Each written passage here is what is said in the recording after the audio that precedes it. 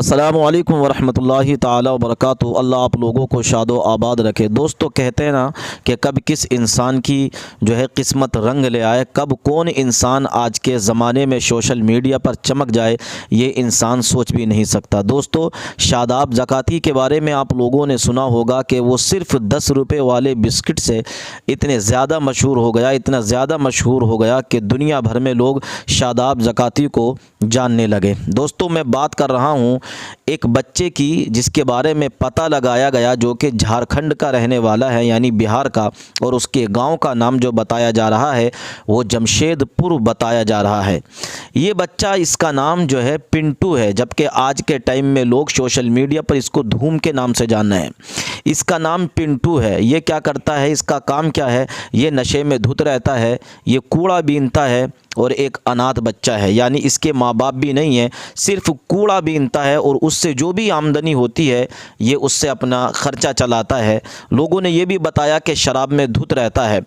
बहरहाल, कुछ लोगों ने जो है जब इसकी वीडियो देखी है इंस्टाग्राम पर, ये गाना गा रहा था जो है, और उसकी आवाज़ लोगों को पसंद आई, अंदाज़ लोगों को पसंद आया, और धूम वाला जो उसने अंदाज़ दिखाया और उसी में एक लफ्ज़ ज़िक्र किया बेटे का, तो लोगों को इससे बहुत ज़्यादा अच्छा लगा।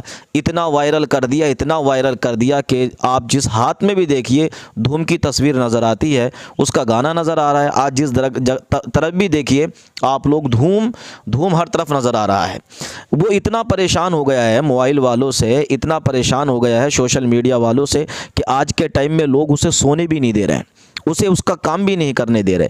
उसे जो है उसके हालात इतने ख़राब कर दिए कि वो ज़मीन पर लेटकर लोगों से माफ़ी मांग रहा है, हाथ जोड़ रहा है कि मेरा पीछा छोड़ दो। दोस्तों, आजकल हालात ऐसे ही हैं।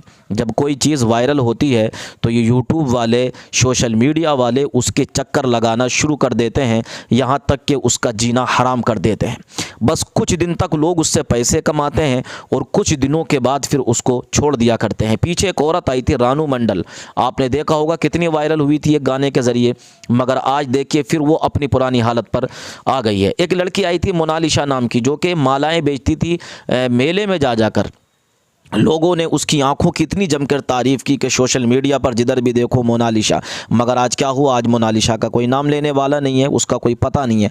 तो दोस्तों, बताना ये चाहता हूँ कि यूट्यूब वाले और सोशल मीडिया पर जिस चीज़ को उठाना शुरू कर देते हैं तो अब उस इंसान को ये लगता है कि मैं बहुत तरक्की कर गया, मैं बहुत तरक्की कर गया। लेकिन चंद दिन नहीं गुजरते हैं, लोग उसके ज़रिए पैसा कमाते हैं, फिर उसका साथ छोड़ देते हैं और वो इंसान फिर से अपनी फटी और अपनी बेकार हालत पर वापस आ जाता है। दोस्तों, तो कहना ये चाहता हूँ कि ऐसे लोगों का, जो गरीब तबके के लोग हैं, चाहिए ये कि आप उनसे जब पैसा कमाएं तो उनका साथ भी दें। जैसे कि धूम के बारे में मुझे मालूम चला कि कुछ लोग उसको ले गए, उसका इलाज भी करा रहे हैं और उसके खाने पीने का भी ख्याल रख रहे हैं। दोस्तों, तो लोग ऐसे होना चाहिए कि जिससे आपको फ़ायदा हासिल हो तो उस इंसान का ख्याल भी रखना चाहिए। दोस्तों, किसी की गरीबी का मजाक न बनाएं, किसी की गरीबी का मजाक ना बनाएं, बल्कि आप ये सोचें कि ये इंसान कितना मजबूर व परेशान है, ये इंसान कितना बेचैन व बेकरार है, हमें इसका साथ देना चाहिए। मगर आज सोशल मीडिया पर मजाक बनाई जाती है, चंद दिलों के लिए उस इंसान को खिलौना बनाया जाएगा और फिर उसके बाद उस इंसान को भुला दिया जाएगा। अजीज़ साथियों, आप ज़रूर बताइए कमेंट्स बॉक्स में, मैंने जो गुफ्तगू की है आप क्या कहना चाहते हैं कि अगर ऐसा कोई बंदा मिले जो कि गरीब तबके से ताल्लुक़ रखता हो तो उसकी मदद करनी चाहिए या उसकी मदद नहीं करनी चाहिए। आजकल सोशल मीडिया का ज़माना है, लोग दूसरों की बेइज्जती करते हैं, दूसरों की इज़्ज़त को उछालते हैं, जबकि मैं ये कहता हूँ किसी की बेइज्जती मत कीजिए, बल्कि अगर करनी है किसी की संजीदगी के साथ मदद कीजिए। उसका बेनिफिट आपको दुनिया में भी मिलेगा, उसका बेनिफिट आपके कारोबार में भी तरक्की का जो है बाइस बनेगा। आइए सुनते हैं प्यारी सी वीडियो को। मेरे चंद सवाल हैं अपने चौकीदार से, लेकिन मेरे चंद सवाल हैं कि अपनी नाकामी को दूजा नाम नहीं दे सकते हो। अब जो कह रहा हूं उसे समझ के और सुन के बताइएगा कि अपनी नाकामी को दूजा नाम नहीं दे सकते हो, हर गलती पर नेहरू को इल्जाम नहीं दे सकते हो। कि अभिनंदन इस देश की खातिर जिंदा एक मिसाल हैं। अपने चौकीदार से लेकिन मेरे चंद सवाल हैं। अपनी नाकामी को दूजा नाम नहीं दे सकते हो, हर गलती पर नेहरू को इल्जाम नहीं दे सकते हो। पुलवामा की घटना ने हम सबको लहू रुलाया है, पुलवामा की घटना ने हम सबको लहू रुलाया है। लेकिन तुमने देश की जनता को ये नहीं बताया है, लेकिन तुमने देश की जनता को ये नहीं बताया है। हमले का इनपुट आया तो उसको क्यों झुठलाया था। 8 दिन पहले इंटेलिजेंस ने कह दिया था कि अटैक हो सकता है, कि हमले का इनपुट आया तो उसको क्यों झुठलाया था। एयरलिफ्टिंग की अर्जी को तुमने क्यों ठुकराया था, कि हमले का इनपुट आया तो उसको क्यों ठुकराया था। एयरलिफ्टिंग की अर्जी को तुमने क्यों ठुकराया था। हमला हो सकता है इसको क्यों अनसुना किया तुमने, हमला हो सकता है इसको क्यों अनसुना किया तुमने। सड़क मार्ग से सेना जाए क्यों ना मना किया तुमने। मारे जाएंगे बेटे यूं आखिर कब तक सरहद पर, मारे जाएंगे बेटे यूं आखिर कब तक सरहद पर। कब जिम्मेदारी आएगी दिल्ली वाली संसद पर, कब जिम्मेदारी आएगी दिल्ली वाली संसद पर, कब जिम्मेदारी आएगी दिल्ली वाली संसद पर। घड़ियाली आंसू पर भी तुमको ताली दी जाती है, घड़ियाली आंसू पर भी तुमको ताली दी जाती है।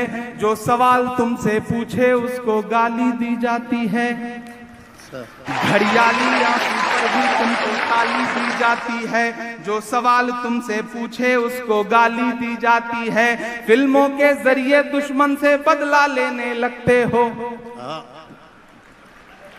फिल्म बनवा के बदला लिया जाता है साहब, कि फिल्मों के जरिए दुश्मन से बदला लेने लगते हो, फिल्मों के जरिए दुश्मन से बदला लेने लगते हो।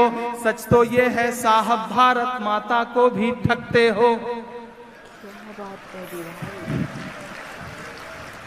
कि फिल्मों के जरिए दुश्मन से बदला लेने लगते हो। सच तो ये है साहब भारत माता को भी ठगते हो। हमले की खबरें आई और तुम शूटिंग में लगे रहे।